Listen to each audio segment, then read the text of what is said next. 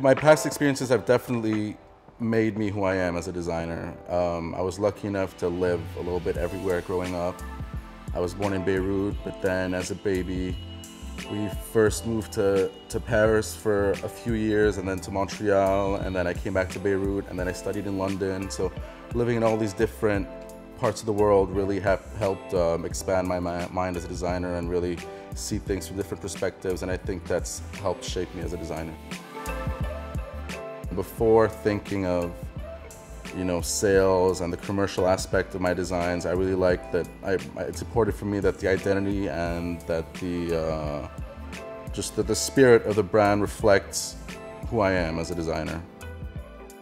So I do use a lot of Arabic motifs in my designs. As a Lebanese designer, I take a lot of pride in my heritage, and in this part of the world, there's just so much beauty that inspires me as a designer. So I think what differentiates the way I work with these motifs is I definitely have a fresher take on them.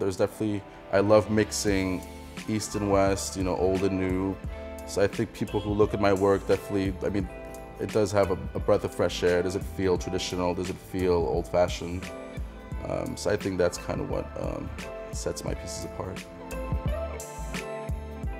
So usually, it starts with inspiration. Usually there'll be, something that hits me, that inspires me, and then from there, it's research. I do a lot of research. I look into that subject matter in depth, and then it's sketching, it's experimenting, it's working on, different prototypes and stuff, and then from there, it's turning the sketches into the final pieces.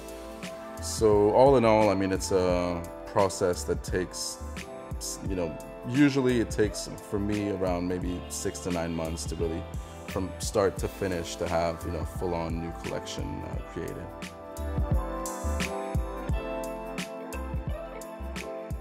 The Ralph Masri woman she's a bold, independent woman. She's a woman who generally buys her own jewelry rather than wait for a man to offer it to her.